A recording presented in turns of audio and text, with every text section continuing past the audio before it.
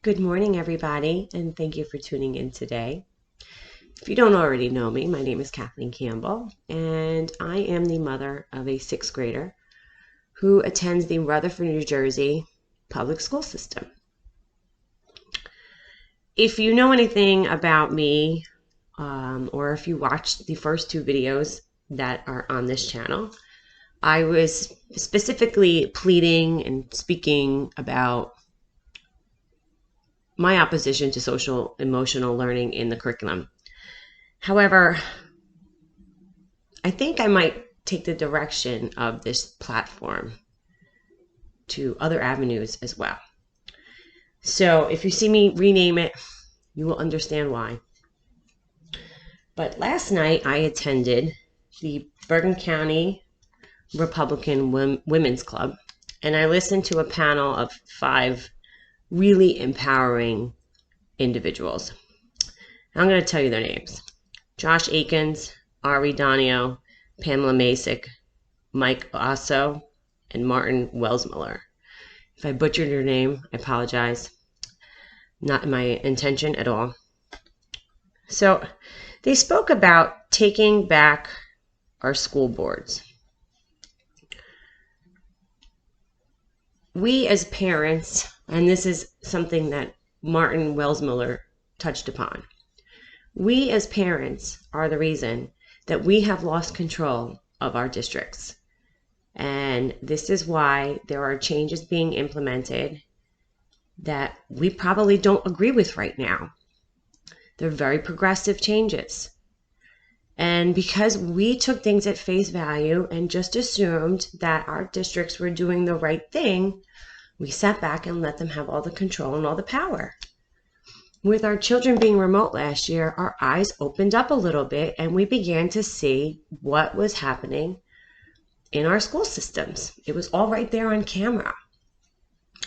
Last year, my eyes were opened up to social emotional learning, and I wound up emailing my son's then teacher saying he is not participating in that survey, which I will probably speak about that in another video at some point in the future. I'm still collecting some of my data. I want to make sure I have all my facts straight before I go put them out there. But anyway, so because we've been so absent, we've lost control of what is taking place in our school systems. And parents are typically afraid to speak up because they believe that there's a potential that their children will then be ostracized. Maybe there will be retribution on them by their teachers, by the educators. We have seen it happen across the nation in the past because a parent decided they had been pushed too darn far, and that's exactly what happened to me last Friday. I was pushed too far, and now I'm not going to take it any longer. What everybody watching this needs to understand is I am advocating and speaking on behalf of my child, who is only 11 years old, who does not yet quite have a voice, although I am encouraging him tremendously to start speaking up against things that he does not feel is right or that he's comfortable with. My son knows that no matter what, I support him. If he's wrong, there will be consequences because that's the way that it should be. But if he's right, and I feel that the educators are being unjust towards my child, I will go to bat for him until my very last breath on this earth. Which brings me to my story today. Yesterday, my son came home from school, and he was barely out of the car that my girlfriend was dropping him off from. And he tells me, "Mom, at lunch today, I got in trouble." I said, "All right, what'd you do?" "Well, I got up." Well, wait, sorry. Let me backtrack. Let me give you a little backstory. Number one, my son has severe peanut allergies. Oddly enough, he used to have beef allergies, which thank God he has outgrown. So our district has, which I'm not sure if this is commonplace around the nation, but we have a peanut-free table for those children who have the allergies. So this year it appears as if he is the only one in his class with this allergy. So instead of him sitting alone, I believe Vice Principal Jessica Saxon told him you could invite a friend to sit with you every day. So he chose someone whose name I'm not going to share. I did not get his parents' permission to do that. So, so my son, he gets up to throw out his garbage. And let's just take a pause on that one for a second. He got up to throw out his garbage. Can I give him a round of applause? Because that seems to be a task that he doesn't quite know when he enters our front door. So good for him on that one. But where he evidently went wrong was he forgot to put his mask on. So there is a teacher, Deborah Courtney, who then went up to my son and his friend and told them the other boy needed to go back and sit at a different table, and now Julian had to sit alone. So I feel potentially the punishment might have fit that crime if he had to sit by himself for the remainder of lunch. Now, in our district, lunch is 40 minutes per grade. They split it 20 minutes eating and 20 minutes outside. However, it was raining yesterday, so I don't believe that they went outside. I cannot tell you how long he sat by himself. I didn't quite ask that question. And I'm also going to point out another area that I screwed up a little bit. So he then tells me, Mom, she told me I have to sit by myself at lunch for the next 3 days. Wednesday, Thursday, Friday. Friday also being the day that all the children get to wear their Halloween costumes to school, celebrate, and have a good time. 3 days. Can we process that for a second? This teacher, who's also an RTI teacher, which I'm going to explain what that is in a little bit because I myself didn't know until this morning. This teacher, Deborah Courtney, told my son because he didn't put his mask on to walk just a matter of feet to throw out his garbage, he now must sit in isolation by himself at lunchtime for 3 days. Are you kidding me? So naturally, that did not sit well with me. I emailed her and I asked why this happened. Naturally, as anyone would. And I'm just going to read a little bit of my email and then I'll tell you what her email says. Can you explain why my child is receiving such a severe infraction for an honest mistake? At minimum, there should be warning, but it still does not warrant multiple days of punishment. I'm available to come in tomorrow and we can all sit down to mediate this. Otherwise, I will be taking my child out of school for lunch Wednesday through Friday to ensure he isn't put into social isolation, which can have a negative effect on his emotional well-being as a result of your doing. Is this the punishment you give to all children, or are you singling out my child? Now, again, the reason I asked about the singling out my child was because I know people in my district are watching these videos. They're hitting the dislike button, and by all means, continue to please do so. Because the more that you try to silence me and make me go away, the more I'm going to stick to the facts, and I'm going to put it out there. And if I feel that my child has been done wrong by an educator, this is a public school system. They work for us. I am going to bring it to the forefront. This is no longer acceptable behavior. It never was acceptable behavior. But now I have been pushed to a point that I am going to make sure that I protect my child against anyone who is going to treat him unjustly. And that is exactly what happened today, or excuse me, yesterday. So let me read her reply.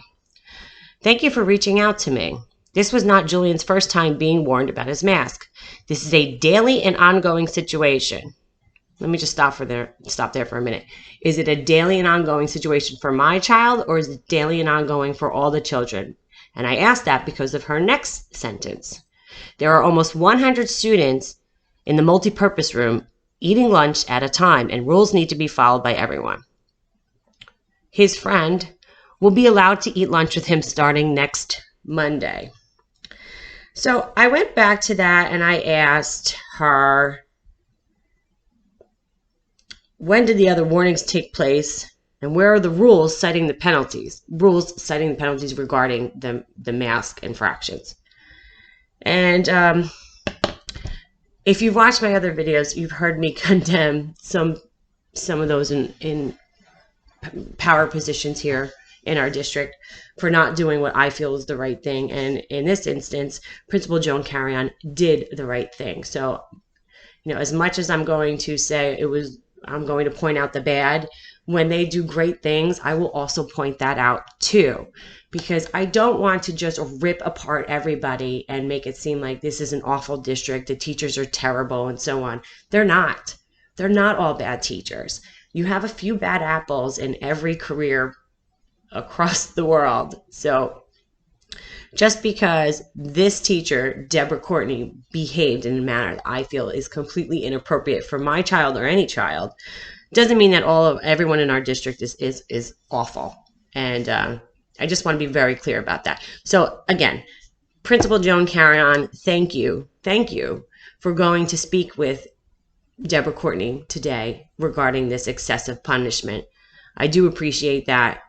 I don't quite know what will happen. However, now that this has been documented, should this happen to my son again, I will press for further, I don't know what we call it. I don't know what they call it in the school district. Is it repercussions, or do they get like something on their record? Because this is just unacceptable behavior. But anyway, so now as for what an RTI is, because I want to highlight why this is even worse given what the role of this teacher is. So RTI stands for Response to Intervention, and it aims to identify struggling students early on and give them the support they need to thrive in school.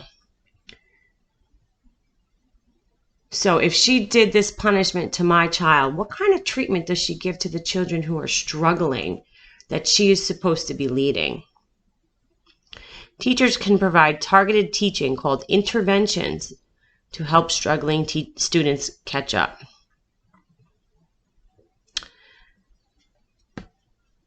After I posted about this on my Facebook page yesterday, I was surprised. I heard from two mothers whose name will not be shared. If they wanted to write up a statement and have me read it for you all, then I would be happy to do that. But there are situations I'm not going to reference in terms of details because it didn't happen to my child. I don't have their authorization to say it. However, they did tell me that their children have had instances with this teacher that were not nice. Put it that way. Put it from the words of younger children. They didn't like the way that they were treated, which now has resulted in their opinion of her not being favorable. So again, the point of this is I want everyone to understand these are our children. We are advocating for them. I'm advocating for my son. If anybody has an issue with that, I can't help you. I'm not speaking for your children. If you want to come join me in this fight, by all means, come sit beside me. I mean, I'll make you a cup of coffee. You're welcome in my home. We don't require masks in this house, which I should also say is potentially why Julian, my child, forgot to put his mask on, because when we go to restaurants, we don't have masks on. When we go to stores, we don't have masks on. We trust in his immunity that he would be able to defend himself against COVID should he get it. The statistics make us confident in that. His health, his wellness have us confident in that. So again, a child who doesn't wear a mask, who was, to make this even worse, and I know I'm sorry, I'm going out of order, but to make this even worse, this is not scripted. This is why I have to backtrack just so we're clear. To make it even worse, he was home from March 2019 when the pandemic started, and he did not step foot back on campus until this September 2021. He was home remote learning the entire time, and I was here to help him. He had to give up football 2 seasons. Lacrosse, 2 seasons. 2 seasons? Don't hold me to that one. I think it's 2 seasons. And basketball as well. He plays CYO. Now he's going to play rec as well. So he lost a lot of his activities and his privileges of being out in the world and hanging out with his friends around the community, because it's such a safe and wonderful community. And now he goes to school and he gets in trouble because he makes a small little mistake concerning his mask. When I watched those videos last year, or I watched the live stream Zooms, the amount of times the teachers had to tell the children to put their mask up was infinite. Infinite. And I know Julian pulls it down while he's in school. I tell him to. If you're sitting at your desk and you're not up and you're having a little trouble breathing, pull it down. If you can't breathe, you won't be alive. So pull it down. Have a sip of water. Do something. And I know that the teachers are still telling him and all the other students pull their mask up. Well, the masks aren't really helping them. It's causing them to not really be able to focus. Well, excuse me. I can't speak on all children. I know from my child's perspective that it's a distraction. And that's pretty sad. So anyway, with that, if you're a parent who has Deborah Courtney as a teacher for your child, I suggest you speak to your child and make sure that there's nothing egregious going on. You know, now's the time when they're young to start making sure that we have open communication with them, so that when they're older, they will continue to have that communication. We have a good relationship in our home where my son knows he can come talk to me. He can talk with my other half. In fact, we have a village helping to raise him. So he can go to one of many people in our family and talk to them. He's also a divorced child. So in addition to our grouping over here, he also has his father's whole family. So he has a tremendous support system anytime that something comes up. But he knows for a fact, if something's wrong, come pass it by me. And if I feel that it's not right, well, we're going to inquire about it. Oh, and one other thing I don't think I mentioned, where I messed up earlier was I didn't ask him if he had his mask down in other situations to where she's had to speak to him multiple times. Now that's in my mind to be something that I asked, to be cognitive of that. But again, the crime did not finish the punishment. You don't put children into social isolation in a lunchroom, the one time of day that they have to let off steam and to be socializing with their friends. Socializing. They have lost that. They don't even get to see their friends' faces, their full faces smiling, and see what the response is. Is it positive? Is it negative? Because they got these darn masks on. So he made a mistake, okay? It did not deserve this teacher telling him he now must sit alone for 3 lunch periods. It's unacceptable. It's not happening, thankfully, due to Principal Carry-On stepping in, and I appreciate that again. I want you to really understand. I do appreciate that. But let's hope it doesn't happen again. So thanks for your time. I don't know if I'm going to do another video today. I probably shouldn't do more than one, but like it, share it, put your comments, positive and negative. But I need to go because my Halloween decorations look like they're flying all around the neighborhood. But thank you again for tuning in. And if you need to reach out to me, do so in the comments or send me an email. krc1222@comcast.net. All right, everyone, take care.